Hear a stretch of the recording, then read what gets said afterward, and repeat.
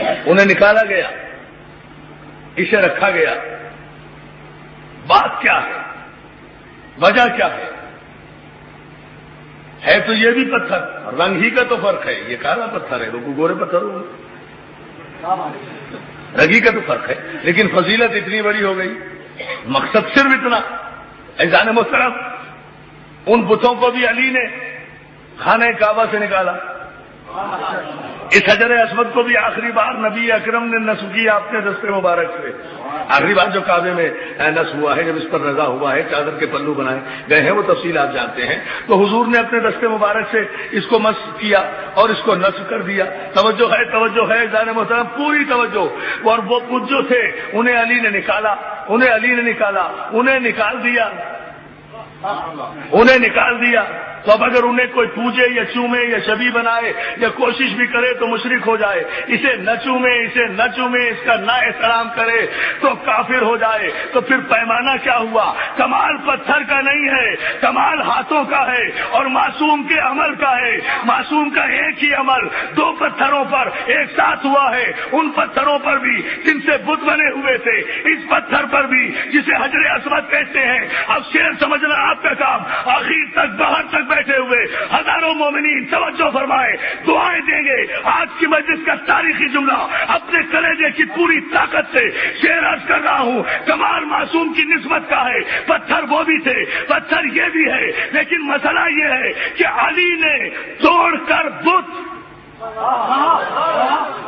دوستوں سمجھنا ہے خدا کے لیے، خون ہو جائے گا میری محنت کا اگر آپ نے دوسرا مصرع نہ سمجھا، بڑا علمی شعر ہے۔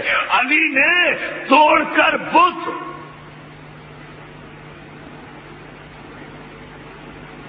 کرنا، بالکل میں یہ کنسنٹریشن چاہتا ہوں، اس لیے کہ عجیب و غریب منزل ہے، لیکن تقدیریں کیسے بدلتی ہیں۔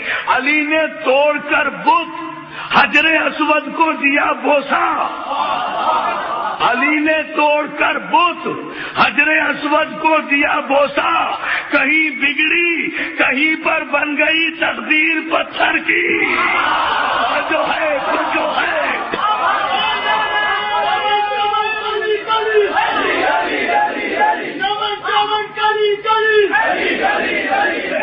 امام ایک کو توڑا، ایک کو بوسا دیا، جس پتھر کو توڑا اس کی تقدیر بگڑ گئی، جسے چوم لیا اس کی تقدیر بن گئی، جسے علی چوم لے ساری دنیا پر واجب، توجہ، جسے علی چوم لے ساری دنیا پر واجب، جسے علی توڑ دے، توجہ ہے نا عزیزان محترم۔ دوبارہ پڑھوں، دوبارہ نعرہ لگایا تھا،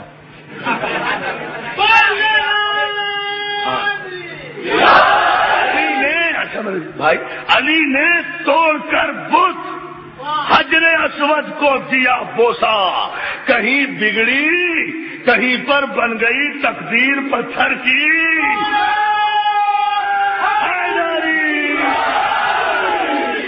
مولا سلامت رکھے یا علی مدد کہنے والوں کو۔ عزیزان محترم، ایک ہی کیفیت ہے، جنہیں توڑ دیا تھا وہ خدا کی نگاہ میں بھی گر گئے، رسول کی نگاہ میں بھی گر گئے، عوام کی نگاہ میں بھی گر گئے۔ جسے چوم لیا تھا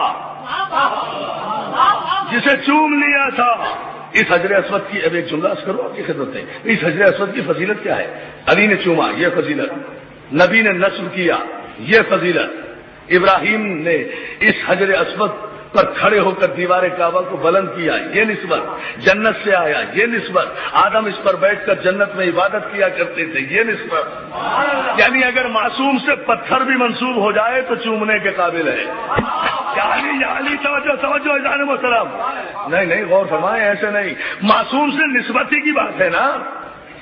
میں تو اتنا بڑا مسئلہ حل کر رہا ہوں دوستو، معصوم سے اگر پتھر بھی منسوب ہو جائے، پتھر کون ہے؟ جو اللہ کی تمام مخلوقات میں پسترین درجہ رکھتا ہے، جمادات کا سب سے پست، یعنی سب سے پست مخلوق بھی اگر معصوم سے منسوب ہو جائے تو چومنے کے قابل ہو جاتی ہے۔ کعبے میں کوئی اعتراض نہیں کرتا، پتھر کو چومے چلے جا رہے ہو، کس لیے؟ اس لیے کہ معصوم سے مس ہو گیا۔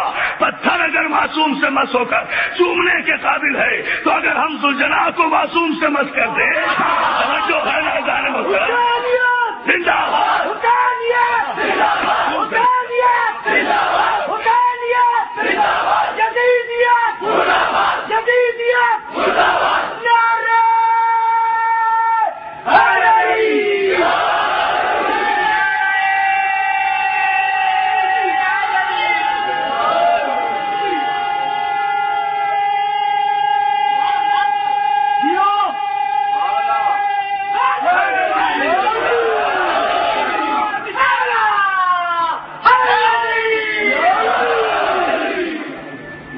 تک بیٹھے ہوئے مومنین صلوات بھیجے محمد والے محمد صلی اللہ علیہ وسلم۔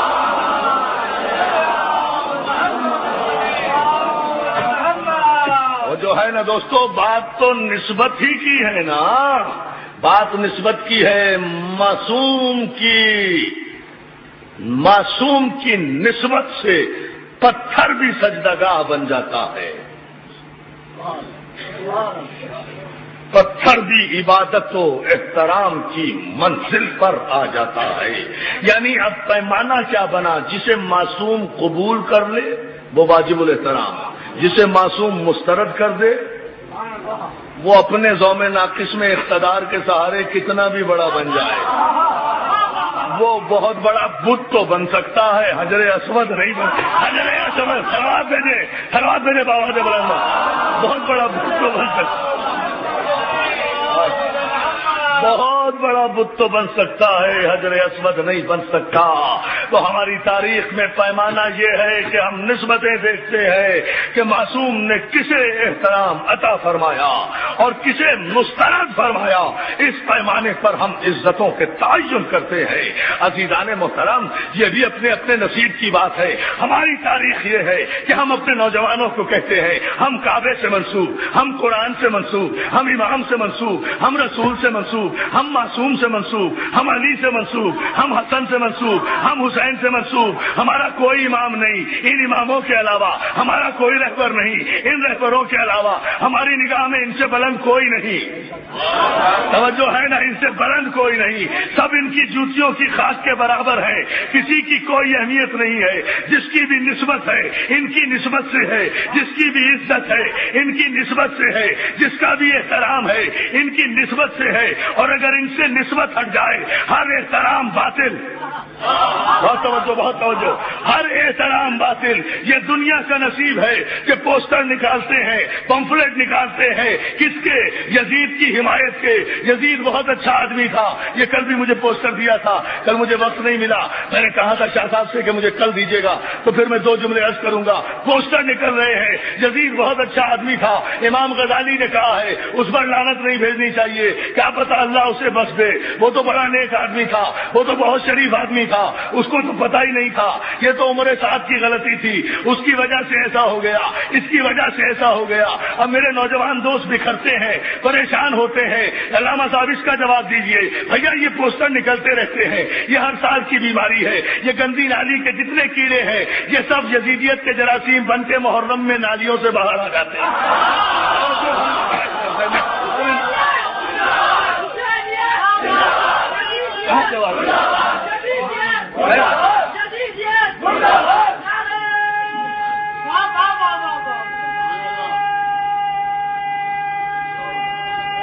مل کر جواب دے دینا، ماشاءاللہ۔